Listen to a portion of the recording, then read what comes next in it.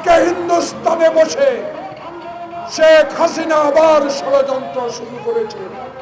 সেই ষড়যন্ত্রের আভাস আমরা পেয়েছি। হিন্দুস্তানের প্রতিরক্ষা মন্ত্রী রাজনাথ, আপনি হিন্দুস্তানের রাজা হতে পারেন, বাংলাদেশের আপনি কিছু না। এটা কিন্তু শেখ হাসিনার গোলামীর সরকার,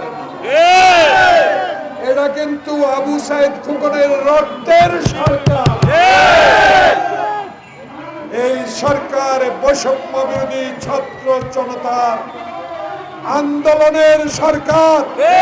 500 গজ দূরে মুক্তিযোদ্ধা মন্ত্রণালয়, এখানে বসে আছে হাসিনার বান্ধবী। 26,000 ভুয়া মুক্তিযোদ্ধা নিয়োগ দিয়ে বাংলাদেশে মুক্তিযোদ্ধাদেরকে অপমানিত করেছে। সেই সচিব এখনো কি করে মুক্তিযোদ্ধা মন্ত্রণালয়ে বসে থাকে, এই বিষয়টা জনগণ বলা শুরু করেছে। অর্থনৈতিক মেরুদণ্ড ভেঙে চুরমার করে দিয়েছেন যিনি বাংলাদেশের সকল সাংবিধানিক প্রতিষ্ঠানগুলোকে ধ্বংস করে দিয়েছিলেন, যিনি আমার মায়ের বুক খালি করেছেন, যিনি চৌধুরী আলমকে গুম করেছেন, যিনি ইলিয়াস আলীকে এখনো আমরা খুঁজে বেড়াচ্ছি, তাকে পাচ্ছি না, এই মর্মস্পর্শ কাহিনীগুলো তৈরি করেছিলেন, সেই শেখ হাসিনা ওয়াজেদ আজ নেই। আজকে আমরা স্বাধীন, আজকে আমরা গণতন্ত্রের কথা বলতে পারি, আজকে আমরা মানুষের কথা বলতে পারি, আমরা আজকে সাংবাদিকদের দাবির কথাগুলো তুলে ধরতে পারি। আজকে রাজপথে দাঁড়িয়ে আমরা আমাদের আকুতি বিনতি এই ইন্টেরিয়াম গভর্নমেন্টের কাছে বলার সুযোগ করে দিয়েছে যারা, সেই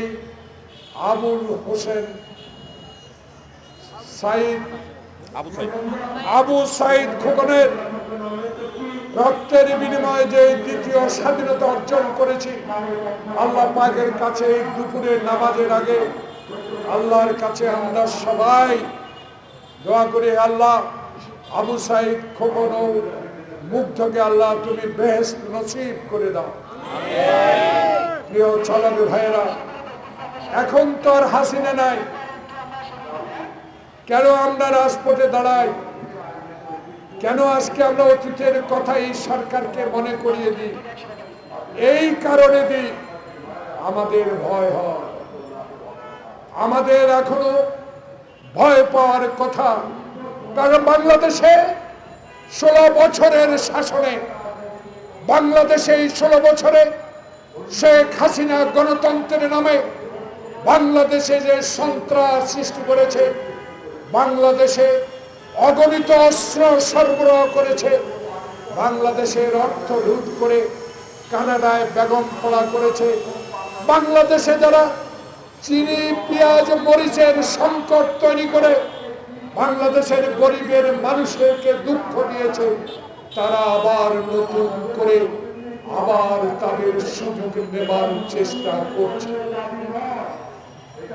তাই এই তত্ত্বাবধায়ক সরকারকে, ইন্টেরিয়াম গভর্নমেন্টকে এখনো রাজপথে দাঁড়িয়ে আমরা মনে করিয়ে দিতে চাই, তারা যেন আপনার উপরে ভর করে আবার সুযোগ নিয়ে বাংলাদেশের মানুষকে আর শোষণ করার সুযোগ না পায়। তাই মোটর চালকের দাবি এই মুহূর্তে দরকার, এই মুহূর্তে আমাদের প্রয়োজন তত্ত্বাবধায়ক সরকার। আমার প্রিয় নেতা ডক্টর ইউনূস, যারা আপনাকে সহযোগিতা করছে, উপদেষ্টা, আপনারা এক একজন মায়ের সন্তান, বাংলাদেশে আপনাদের ইতিহাস আছে, বাংলাদেশে আপনি মায়ের সর্বশ্রেষ্ঠ সন্তান। আপনারা আজকে ডক্টর ইউনূসের সহযোগী, আপনারা ডক্টর ইউনূসকে সর্বশক্তি দিয়ে, উপদেশ দিয়ে বুঝিয়ে দিতে হবে। বাংলাদেশে এখন আমরা কিছু কিছু পত্রিকায়, কিছু কিছু টেলিভিশনে এখনো ওই চক্রের ছবি আমরা দেখতে পাই। তারা যেন আর কোনোদিনও বাংলাদেশের মানুষকে শোষণ করার জন্য এই সরকারের থেকে সুযোগ না নিতে পারে। তাই প্রিয় ভাইরা, আমরা আজকে বলতে চাই, বাংলাদেশ স্বাধীন করেছিলাম, 22 পরিবারের বিরুদ্ধে লড়াই করেছিলাম, পাকিস্তানকে 2 ভাগ করে বাংলাদেশের স্বাধীনতা অর্জন করেছিলাম। আমাদের উদ্দেশ্য ছিল একটা, আমরা সুখে থাকব, আমরা মোটা চালের ভাত খাবো, আমরা আলু ডাল দিয়ে ভাত খাবো, তাও বাংলাদেশের স্বাধীন পতাকাকে মাথায় উঁচু করে, মাথায় বেঁধে আমরা অহংকার করে বলতে পারবো আমরা স্বাধীন বাংলাদেশের নাগরিক। সেই বাংলাদেশের স্বাধীনতাকে আজকে নস্যাৎ করার জন্য আজকে হিন্দুস্তানে বসে শেখ হাসিনা আবার ষড়যন্ত্র শুরু করেছে। সেই ষড়যন্ত্রের আভাস আমরা পেয়েছি। হিন্দুস্তানের প্রতিরক্ষা মন্ত্রী রাজনাথ, আপনি হিন্দুস্তানের রাজা হতে পারেন, বাংলাদেশের আপনি কিছু না। আমার স্বাধীন বাংলাদেশ নিয়ে আপনি কটূক্তি করবেন, বাংলাদেশকে নিয়ে আপনি অগণতান্ত্রিক কথা বলবেন, অসাংবিধানিক কথা বলবেন। বাংলাদেশের মানুষ অতীত হিন্দুস্তানের গোলামীর বিরুদ্ধে কথা বলেছে, এখনো ডক্টর ইউনূসের অন্তর্বর্তীকালীন সরকারে আমরাও তাকে সহযোগিতা করে, আমরাও তার পেছনে শক্তি যুগিয়ে এই অবৈধ কথার বিরুদ্ধে, এই রাজনাথের কথার বিরুদ্ধে লড়াই করে যাব। কি পেয়েছেন আপনারা? কি পেয়েছেন? বাংলাদেশটাকে লুটে নেবেন, বাংলাদেশকে আপনার বাজারে রূপান্তরিত করবেন, সেটা হতে দেওয়া হবে। এটা কিন্তু শেখ হাসিনার গোলামীর সরকার, এটা কিন্তু আবু সাইদ খোকনের রক্তের সরকার। এই সরকার বৈষম্য বিরোধী ছাত্র জনতার আন্দোলনের সরকার। এই সরকারকে অবহেলা করার কোন সুযোগ নাই। বাংলাদেশের মাটিতে আমরা এখন চাই, বাংলাদেশে এখন জনগণ চায়, জনাব ইউনূস সাহেব প্রিয় নেতা, আপনাকে পায়ে হেঁটে 14 তলায় উঠে আপনাকে হাজিরা দিতে হয়েছে। আপনার বিরুদ্ধে অসত্য মামলা দায়ের করা হয়েছে। আমি বুঝতে পারি না, তাদের অনুসারীরা এখনো কিছু কিছু এলাকায়, কিছু কিছু মন্ত্রণালয় এখনো দায়িত্বে আছে। অনুগ্রহ করেন, দয়া করেন, জনগণ যাতে আবার বলা শুরু না করে। আমার কথা হলো একটা, আপনার কাছে দাবি, এদেরকে অপসারণ করতে হবে। ভাইরা, এখান থেকে 500 গজ দূরে মুক্তিযোদ্ধা মন্ত্রণালয়, এখানে বসে আছে হাসিনার বান্ধবী। 26,000 ভুয়া মুক্তিযোদ্ধা নিয়োগ দিয়ে বাংলাদেশে মুক্তিযোদ্ধাদেরকে অপমানিত করেছে। সেই সচিব এখনো কি করে মুক্তিযোদ্ধা মন্ত্রণালয়ে বসে থাকে, এই বিষয়টা জনগণ বলা শুরু করেছে। তাই আজকে প্রিয় ভাইয়েরা, চালক দল গরিব হতে পারেন,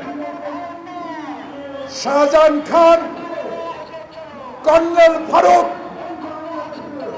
ওই কি মন্ত্রী ওবায়দুল কাদের, আরেকজন ধানমন্ডি গুলশান থেকে নির্বাচিত হয়েছে তথ্যমন্ত্রী আরাফাত রহমান। আপনার যে বড় কলিজার মানুষ এই মোটর চালক দলের কর্মীরা, তাদের পয়সার দরকার না। তারা চায় তার পরিবারের সন্তানরা যেন স্কুলে যেতে পারে, তারা চায় তার সন্তান যেন মেট্রিক পাস করতে পারে, তারা চায় আমি মুঠো ভাত খেয়ে আমার রুজির পয়সা দিয়ে আমি চলতে পারি, আমার কোটি টাকা লক্ষ টাকার দরকার নেই।